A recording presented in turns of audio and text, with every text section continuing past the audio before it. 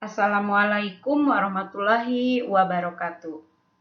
Pada kesempatan kali ini kita masih akan membahas arthropoda ya. Video kali ini kita akan mempelajari subfilum Mandibulata. Sebelum kita mulai, ingat pesan Ibu ya untuk melakukan protokol kesehatan guna mencegah, menghentikan penyebaran coronavirus. Jangan lupa pakai masker, sering cuci tangan, jaga jarak, dan jangan berkerumun. Subfilum mandibulata seperti namanya memiliki karakteristik utama yaitu memiliki sepasang mandibel atau mandibula ya. Jadi seluruh hewan yang masuk ke dalam kelompok mandibulata dipastikan memiliki sepasang mandibula ya. Ini sepasang mandibula. Mandibula itu rahang ya. Kalau pada manusia ini rahang yang bawah. Ya, rahang ini berfungsi untuk mengambil makanan, mengunyah, dan membawanya ke dalam mulut. Pada gambar ini kita bisa melihat sepasang mandibula dari berbagai serangga. Ya, ini kelompok semut. Ya, jadi semut memiliki banyak tipe dari mandibula. Dan di sini juga ada mandibula yang termodifikasi ya pada kelompok kumbang. Nah, kita tidak bisa dengan mudah melihat mandibula seperti yang dilihat pada kelompok semut dan kelompok kumbang ini. Ya, jadi tidak semuanya mudah diidentifikasi keberadaan mandibulanya. Karena banyak diantaranya mandibulanya itu tidak sepanjang ini. Jadi sangat kecil bahkan cenderung lebih menempel pada bagian mulutnya. Seperti pada Myriapoda, mandibulanya tidak mengalami elongasi, jadi tidak memanjang. Ya, jadi ini mandibulanya harus dibalik dulu kalau Anda mau melihat mandibula pada Myriapoda. Jadi Anda harus melihatnya di bagian ventral dan ini tersembunyi dan dapat tertutup oleh dua pasang maksila ini. Ya, jadi karena kecil di tengah, jadi agak sulit untuk diidentifikasi gitu. Kalau pemula ini akan menjadi sulit ya. Semoga Anda sudah bisa melihat membedakan yang mana mandibula dan yang mana yang bukan mandibula. Demikian halnya pada krustase, ya ini mandibulanya. Jadi mandibulanya ini cukup kecil. Jadi meskipun mandibula ini menjadi karakteristik utama dari subfilum mandibulata, tapi mandibel ini terkadang sulit untuk ditemukan. Maksudnya bukan sulit untuk ditemukan, tapi harus dibalik dulu di bagian ventralnya baru kita bisa melihat mandibula.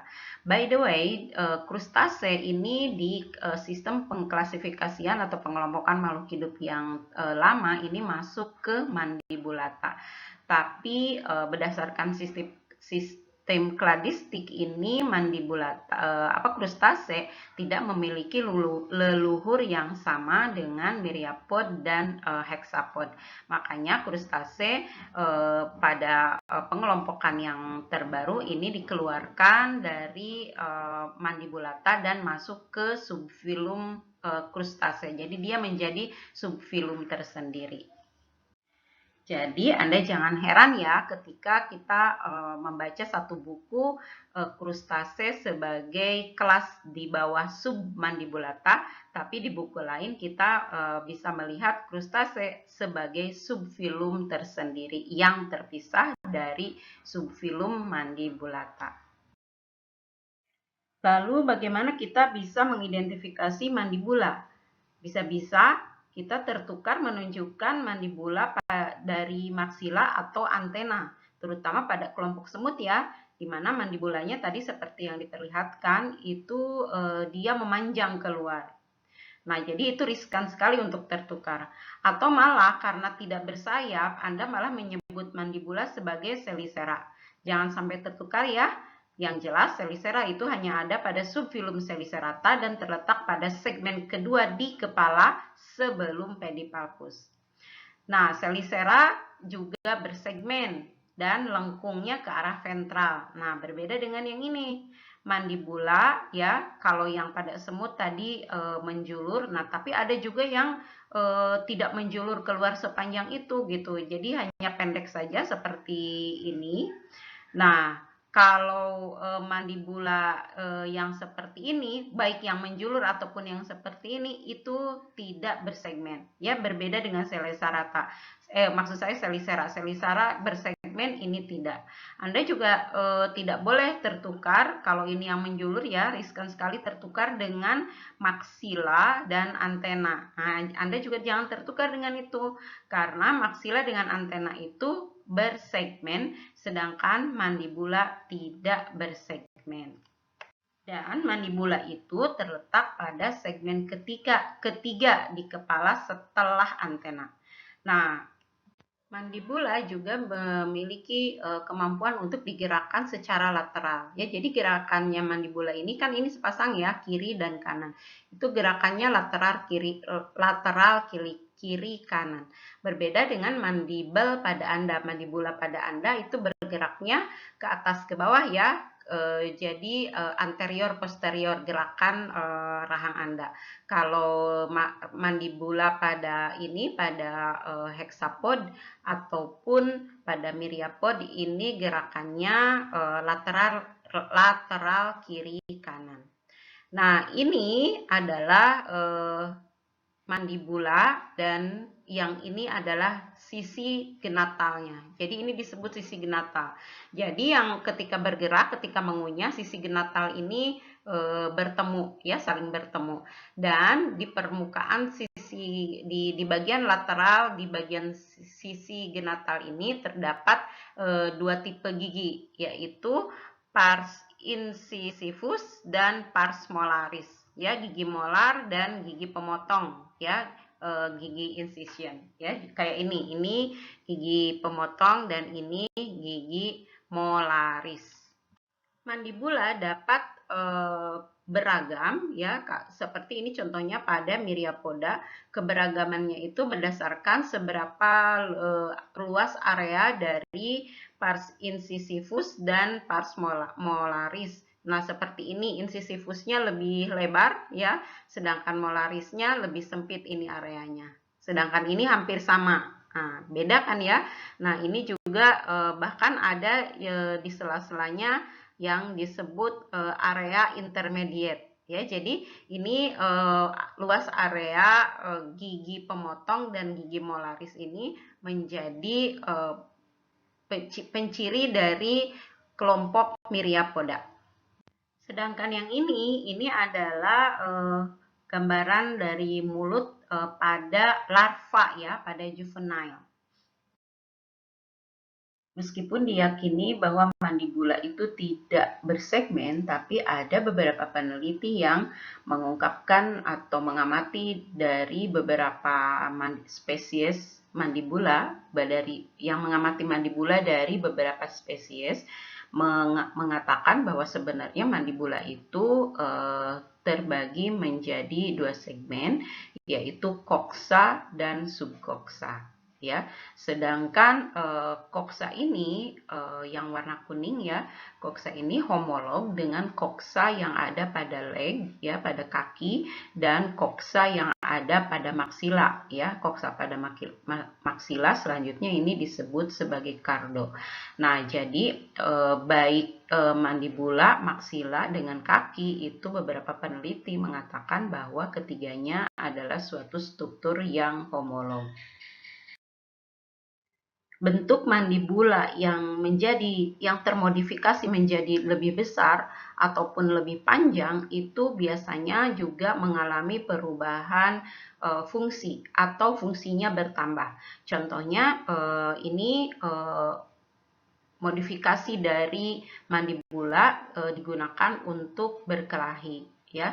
Terus yang ini ada yang digunakan juga untuk menggali tanah, ada juga yang untuk menangkap angsa, dan ada juga yang sebagai vibratom atau pemotong daun.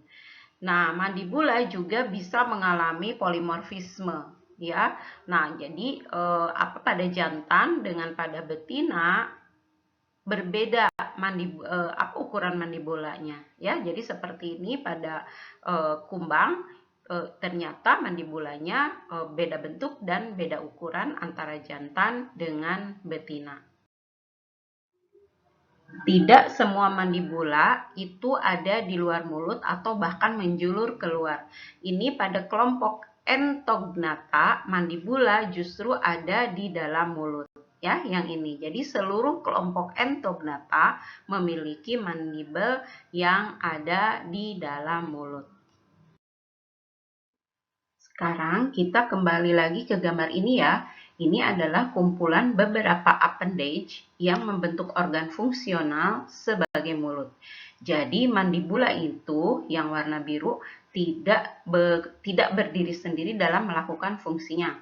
Posisi mandibula yang terlindungi oleh labrum, di bawahnya, di bawah mandibula ada maksila.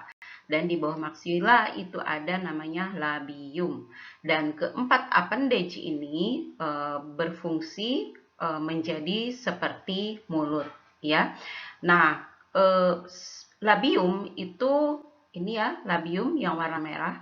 Labium itu seperti bibir bagian bawah, sedangkan labrum adalah seperti bibir bagian atas. Jadi sebenarnya kalau ini bersatu seperti ini, jadi di dalamnya ada rongga ya.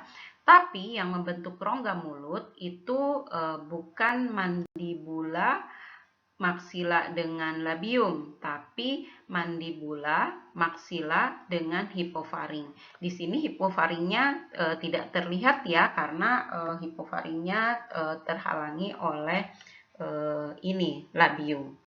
Nah, yang perlu diketahui lagi yang terlihat dari strukturnya ini ya, kita bisa lihat bahwa yang memiliki sisi genatal bukan cuma ini mandibula, tapi kita juga bisa menjelaskan anatomi dari maksila ini berdasarkan sisi genatalnya.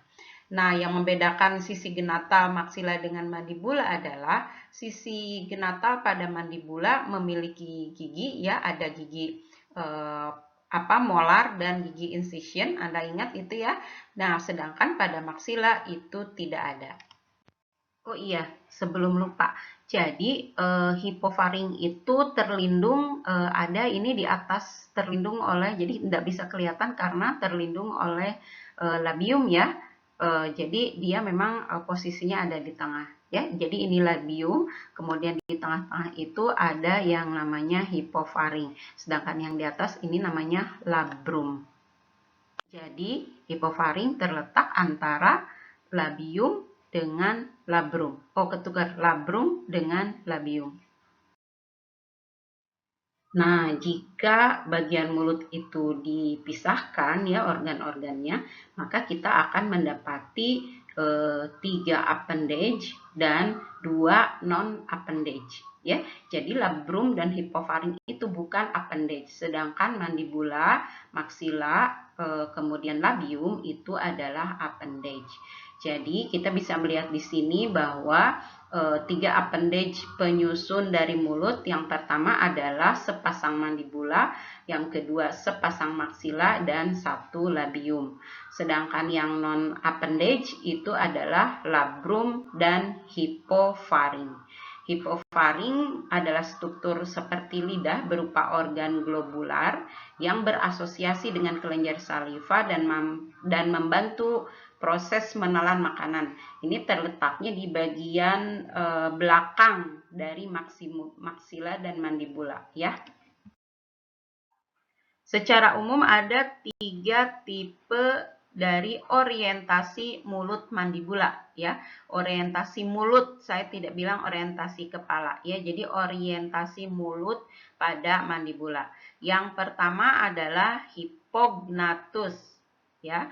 Hipognatus ini yang paling primitif ya di antara semua orientasi dari mulut mandibula, ini yang paling primitif. Nah, seperti apa orientasinya? Mulutnya ini mengarah secara ventral ke bawah ya. Jadi lurus ke bawah secara ventral. Ya, kalau dibilang ke bawah ya pasti ventral ya. Jadi mengarah secara ventral lurus ke bawah. Dan ini sangat umum ada pada insekta, terutama Tisanura, kemudian kelompok kecoa, ya, dan beberapa kumbang. Nah, yang kedua adalah prognathus. Prognathus itu orientasi mulutnya itu lurus ke depan, ya. Jadi ke arah anteriornya, ya, lurus ke depan ke arah anterior, dan ini banyak terdapat pada mandibula yang bersifat sebagai karnivor. Sedangkan yang terakhir Opisthorhynchus ini merupakan mulut yang orientasinya secara ventral ke bawah tapi ke belakang. Jadi ventrally tapi backward. Kalau ini ventrally dan downward ke bawah, ya. Kalau ini backward ke belakang. Jadi secara ventral ke arah belakang. Nah, ini terjadi banyak pada kelompok Hemiptera. Ini adalah beberapa tipe dari mulut serangga. Sebenarnya banyak tipenya ya. Untuk insek parasit saja itu ada 8 tipe, tapi di sini saya hanya membuat 4, sisanya nanti Anda cari sendiri ya, Anda pelajari sendiri. Nah, di sini kita bisa melihat yang pertama adalah mulut pengunyah. Mulut pengunyah ini banyak ditemukan pada beetle atau kumbang, dan cirinya mulut pengunyah adalah baik maksila maupun mandibula itu bentuknya seperti pipih seperti pisau dan ujungnya tajam, ya. Dan ini memungkinkan serangga ini untuk dapat menyobek dari makanannya. Kemudian yang kedua adalah tipe penghisap. Nah, tipe penghisap ini memiliki organ khusus yang disebut proboscis, ya. Proboscis ini merupakan modifikasi dari maksila yang memanjang untuk menghisap cairan. Contoh hewan yang menggunakan tipe mulut ini adalah kupu-kupu. Proboscis akan digulung di bawah mandibula jika tidak digunakan. Kemudian selanjutnya tipe yang kedua yaitu yang tipe mulut menghisap dan mencacah, ya. Nah, ini banyak pada kumbang juga ya, tapi kumbang yang berbeda ya, karena jenis ini dia punya stylet. Stylet itu merupakan modifikasi dari maksila di bagian dalamnya, kemudian mandibula di bagian luarnya. Dan stylet ini kemudian akan berada di dalam ini labial groove, ya. Jadi labialnya juga termodifikasi ya. Jadi yang termodifikasi bukan cuma maksila dan mandibulanya saja. Kemudian yang terakhir ini ada tipe pengunyah dan penjilat. Aduh, nggak enak ya menyebutkan namanya penjilat dan pengunyah.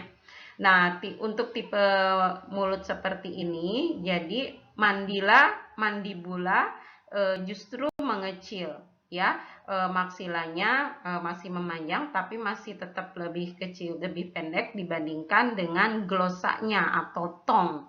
Nah, glosa atau menyerupai lidah ini sebenarnya suatu alat yang untuk menghisap cairan, ya. Dengan menggunakan glosa, cairan bisa dihisap dengan cara dijilati juga, ya. Jadi seperti itu. Nah, yang lainnya, tipe-tipe mulut yang lainnya, silakan Anda tambahkan sendiri ya. Ada banyak itu saya lihat di internet juga. Ya, jadi itu tadi ya, kita sudah belajar pertama mandibula, habis itu mulut, dan mulut itu terletak pada kepala, ya. Dan yang Anda lihat di sini adalah kepala serangga dengan segmentasinya. Pada umumnya, kepala serangga itu memiliki 6 segmen, yang kemudian ini dibagi menjadi 2 region, ya, dua bagian, yaitu procephalon dan gnatocephalon atau mulut.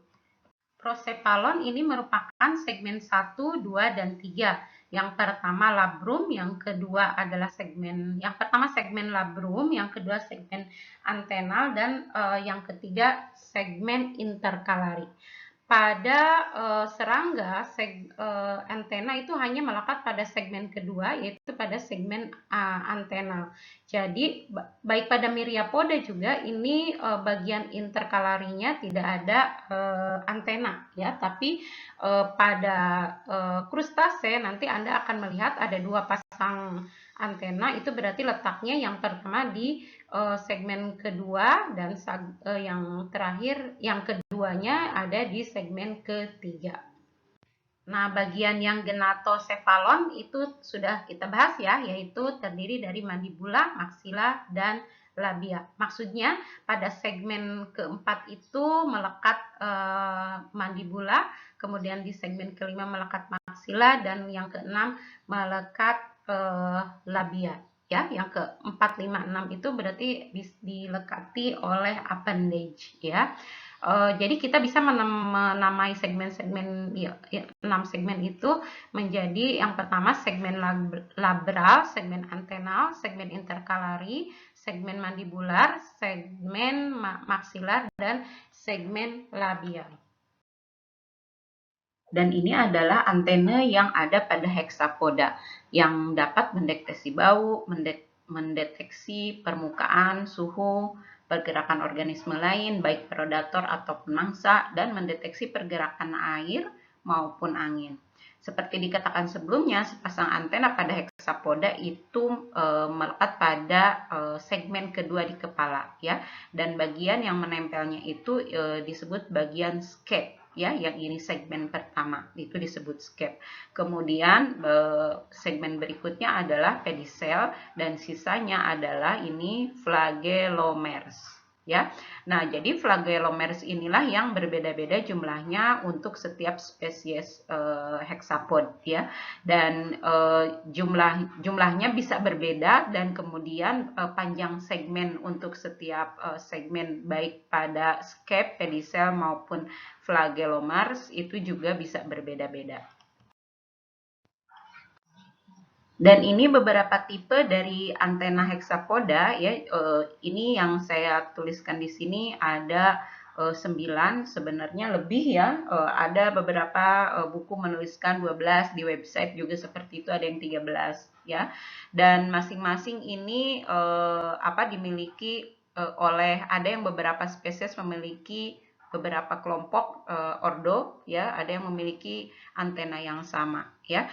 Jadi ini ada tipe-tipenya, silahkan di resume Anda tambahkan tipenya kalau mau, dan tuliskan morfologinya, itu banyak ya, tinggal di browse aja di internet, dan contoh organisme, contoh kelompok insekta yang memiliki antena tersebut. Contoh kelompoknya bisa family atau ordo, enggak apa-apa ya. Sedangkan yang ini adalah kepala dari myriapod. Ya, pada myriapod kepala tidak terdiferensiasi. Jadi kita bisa melihat di sini, ini di segmen 1 di situ ada kepala, jadi mulut, mata semuanya terletak pada segmen 1 yang kemudian disebut kolum. Mulai segmen 2 dan seterusnya sampai terakhir, ingat ya, ini myriapod segmennya banyak, bisa sampai 70. Jadi mulai segmen 2 sampai 70 tergantung spesiesnya ya, itu disebut sebagai bagian terang. Jadi pada myriapod kita tidak mengenal istilah toraks dan abdomen ya, jadi hanya kepala dan terang.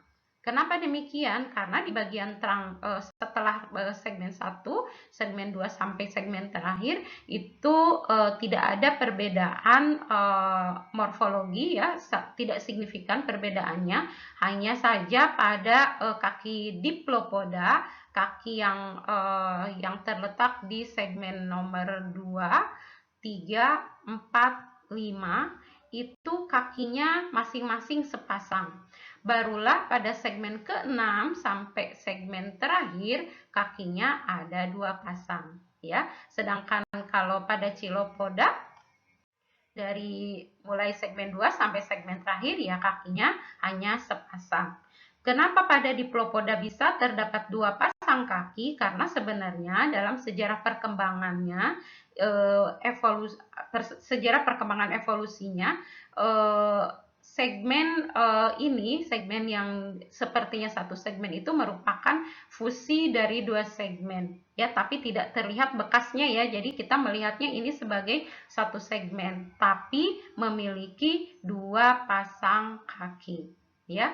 Dan segmen-segmen pada Myriapoda ini, pada Diplopoda maksudnya, selanjutnya disebut diplosegmen jika dia yang memiliki dua pasang kaki. Jadi pada Myriapoda, aksesoris pada kepala sama juga bisa ditemukan seperti pada insekta. Jadi area mulut seperti maksila, kemudian mandibula, kemudian labrum itu kita bisa dapatkan di sini, ya. Labial juga bisa kita temukan di sini. Nah, yang tidak bisa kita temukan di sini adalah segmentasi kepalanya. Nah, jadi ini bagian terangnya ya, dari segmen 2 sampai segmen terakhir. Yang ini ya, segmen terakhir, maaf. Nah, ini disebut terang. Kita tidak bisa menamai ini memisahkan sebagai abdomen dengan toraks, atau kita tidak bisa menyebutnya ini sebagai penggabungan toraks dengan abdomen. Karena pada dasarnya mulai dari segmen 2 sampai segmen terakhir ini semuanya bersifat metamerik. Ayo, masih ingat nggak apa itu metamerik? Kalau yang tahu silahkan tuliskan di kolom komentar ya, apa itu segmen metamerik. Jadi di sini kita bisa melihat organ-organ yang sama pada setiap segmennya. Sebenarnya ini harusnya juga yang organ yang trakeal juga bisa kita lihat di sini, cuman gambarnya yang saya dapatkan hanya seperti ini ya. Nanti di berikutnya kita lihat yang trakealnya. Jadi di setiap segmen kita bisa menemukan sistem syaraf yang sama ya. Jadi ada ganglion, kemudian usus dan ostia, semuanya seperti itu, dan melekat sepasang kaki pada setiap segmennya. Kalau Chilopoda, kecuali Diplopoda ya, tadi sudah dijelaskan. Nah, itu alasan kenapa ini tidak bisa dikatakan sebagai abdomen atau toraks.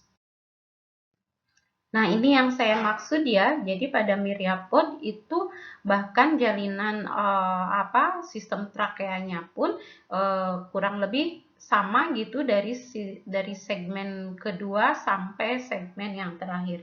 Ya, memang di sini ada sedikit perbedaan untuk di dua segmen pertama, tapi ini tidak bisa dikatakan sebagai toraks juga ya. Dan kemudian sisanya abdomen tidak bisa karena tidak ada perbedaan yang lainnya, hanya ini saja yang berbeda di segmen 1 kedua di spirakelnya. Nah, berbeda dengan pada serangga ini, pada toraks itu sistem spirakelnya aja sudah berbeda ya, berbeda jalinan-jalinannya, terus kemudian melekat juga ditandai dengan melekatnya sayap dan kaki di bagian toraks. Kalau ini kan tidak kelihatan.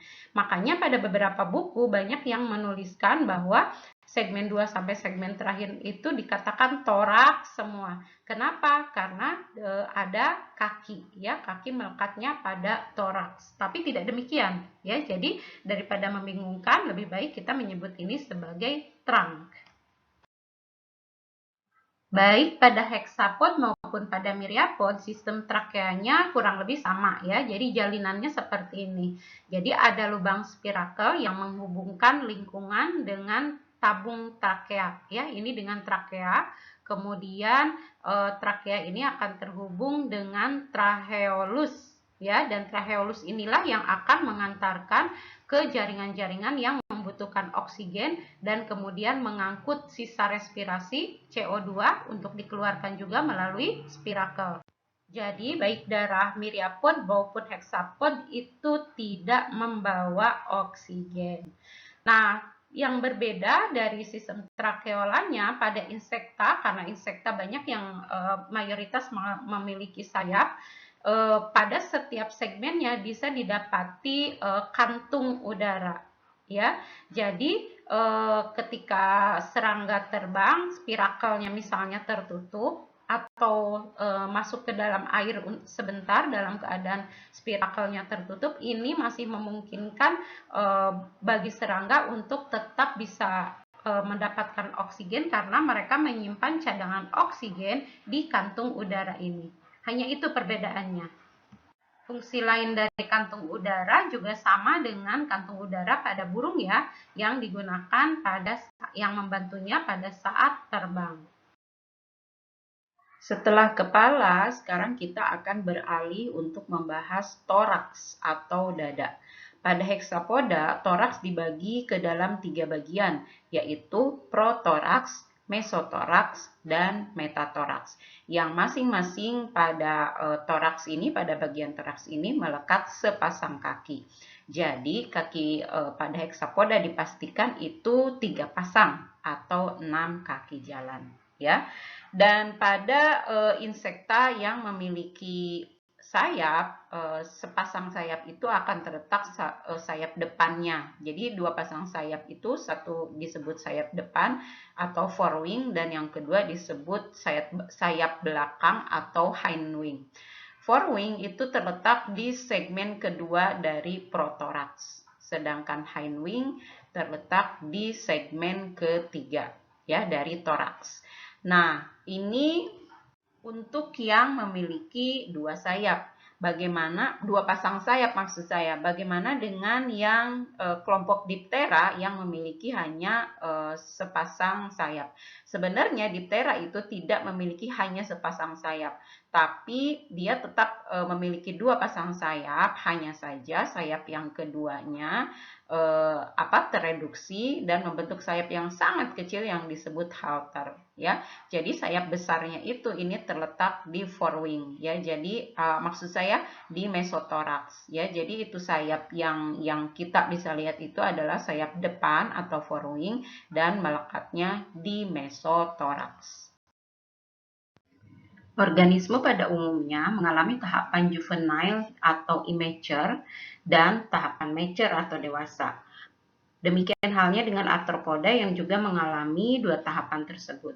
Sebagai akibat dari eksoskeleton, tahapan menuju kedewasaan suatu kelompok arthropoda melalui beberapa kali proses molting.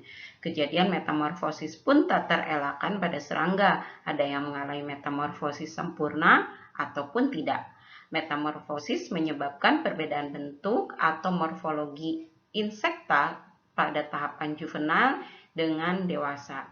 Salah satu yang berbeda adalah jumlah kakinya.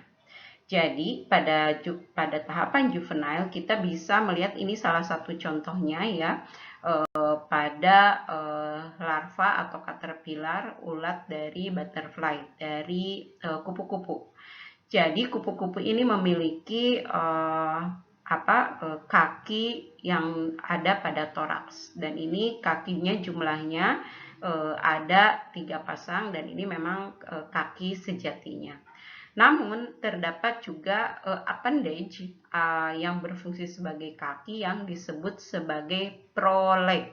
Dan proleg ini letaknya pada abdominal dan pada anal, bagian anal ya. Jadi semuanya pada abdominal, cuman ada nama khusus untuk yang di bagian anal ya. Jadi pada juvenile, pada insek juvenile itu pada umumnya memiliki kaki torasik, kaki jalan yang sejati, kaki sejati dan kaki proleg yang terletak pada abdominal ya. Nah, kita berdasarkan kaki torasik dan kaki proleg ini ya, berdasarkan keberadaan kaki sejati dan kaki abdominal, kita mengenal beberapa istilah ya. Jadi sebelum kita memasuki ke istilahnya, kita perhatikan dulu bahwa proleg itu pasti ada di bagian abdominal ya, bukan di bagian toraks. Sedangkan kaki sejati ini ada pada toraks. Nah, pada beberapa kelompok ada yang punya kaki sejati, larvanya ini ya, kita sedang bercerita larva. Ada yang punya kaki sejati, ada yang tidak punya. Ada yang mempunyai keduanya, ya. Ada juga yang tidak mempunyai keduanya. Sebelum kita lanjut, ada baiknya kita paham dulu, mengingat kembali istilah-istilah berikut, ya. Juvenile atau immature itu adalah tahapan hidup organisme yang belum dewasa. Kemudian larva larva atau larvae. Larva itu kalau singular, kalau larvae itu kalau plural ya. Istilah ini digunakan untuk menunjukkan juvenile dari organisme yang mengalami metamorfosis. Kemudian mengalami metamorfosis sempurna ya. Jadi ini berlaku, istilah larvae ini berlaku untuk insekta maupun amfibi. Yang penting mengalami metamorfosis sempurna atau holometabolus.